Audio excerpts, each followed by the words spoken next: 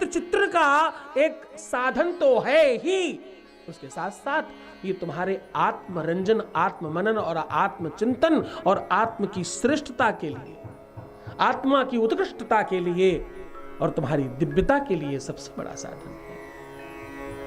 जो ध्यानी ज्ञानी अमलात्मा है, जो बहुत ध्यान मेडिटेशन को बहुत श्रेष्ठ मानते हैं, उनको एक खास बात बता रहा हूं।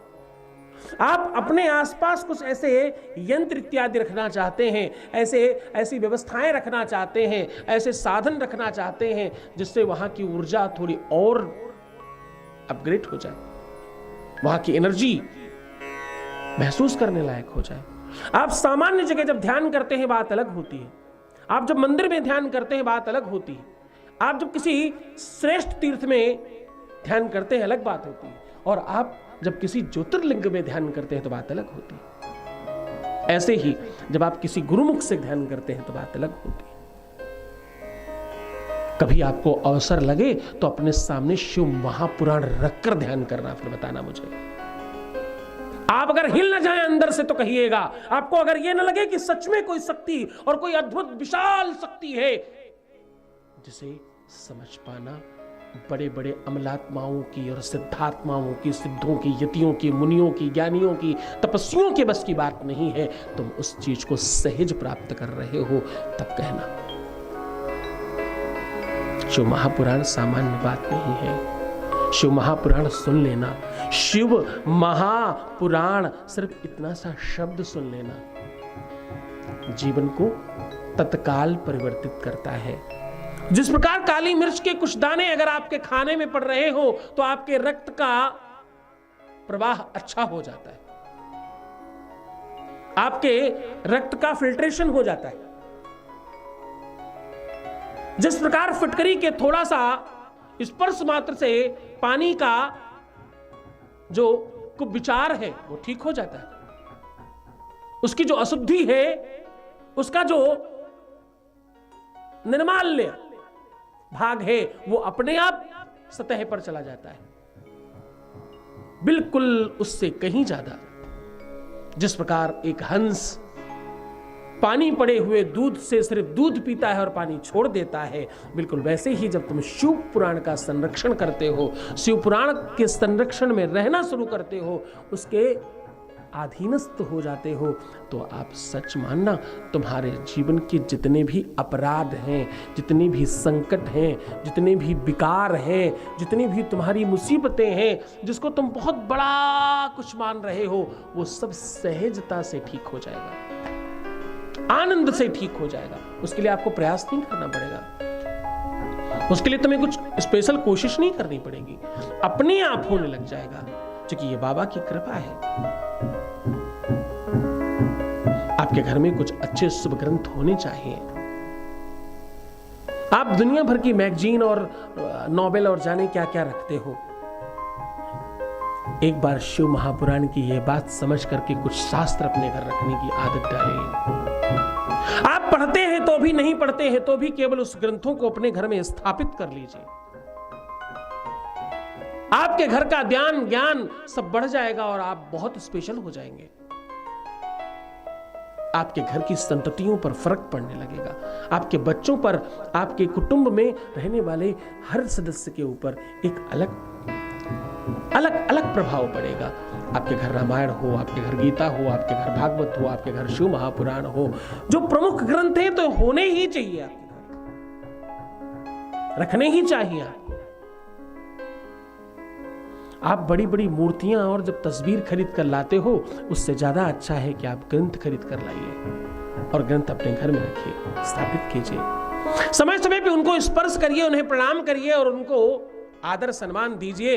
आपके जीवन में एक अलग परिवर्तन अपने आप आने लग जाएगा, अनायास आने लग जाएगा। जिस तरह एक छोटा सा स्विच बड़े से बल्ब को जला देता है, जिस प्रकार से छोटा सा दिखने वाला 1000 वाट का बल्ब पूरे घर को रोशन कर देता है, वैसे तो 100 वाट का भी कर देता है। बिल्कुल वैसे ही ये तो आप समझो कई लाख वाट का बल्ब आप घर ले जा रहे हो अगर आप शिव महापुराण रखते हो। ये तो हजारों सूर्यों के बराबर रोशनी है इसमें, हजारों सूर्य इसके आगे फीके पड़ सकते हैं। अभी तो ऐसा भी कहा गया है। आपके घर आपके धर्म के शुभ ग्रंथ होने चाहिए। जो सिख धर्म के लोग हैं उनके वो गुरु ग्रंथ साहब का ही पूजन करते हैं। आपके यहां ये परंपरा है, आप मान नहीं पा रहे हैं केवल। बाबा शिव वैसे तो कंकड़ कंकड़ में शंकर है, वैसे तो उनकी मर्जी के बगैर कुछ भी नहीं होता, वैसे तो वो जो चाहते हैं वही सब कुछ संभव हो पाता है। लेकिन चूंकि मति तुम्हारी अपनी है, तुम अच्छी चीजें देख नहीं पाओगे। बाबा तो अच्छा करेगा, वो तो तुम्हारे लिए श्रेष्ठ चीजें लेकर आएगा, क्योंकि बाबा को आदत नहीं है तुम्हें दिखाकर देने की, वो तो तुम्हारी आदत है। बाबा तो बिना बताए देता है, अनायास देता है और सहजता से आपको प्रदान कर देता है।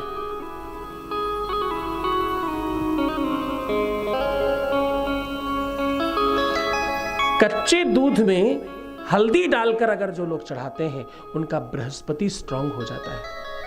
बाबा के ऊपर कभी अवसर लगे आपको, खासतौर से गुरुपुख में, गुरुवार को या किसी खास पर्व में अगर आप ये काम करते हैं, दूध में हल्दी डालकर चढ़ाइए बाबा के ऊपर। अब देखो, ये हल्दी पिसी वाली बहुत शॉर्टकट तरीका मत इस्तेमाल करना। हल्दी की गांठ लेकर के घिस कर फिर दूध में मिलाना।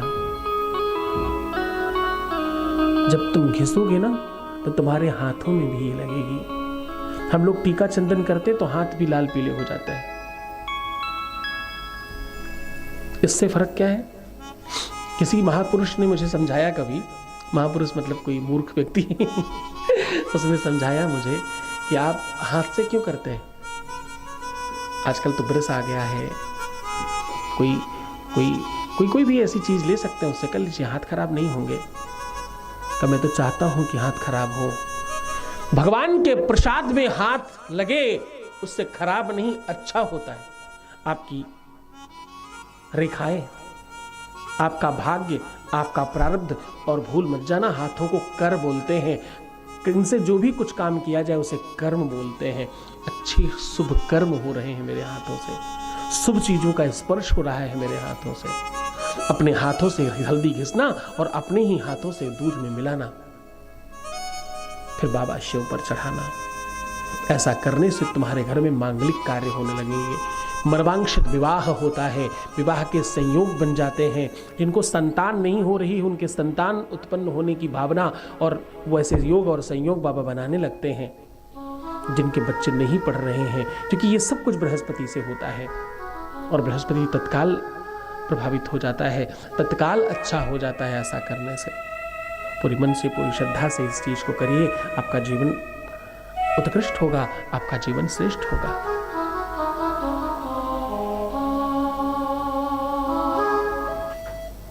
हर दिन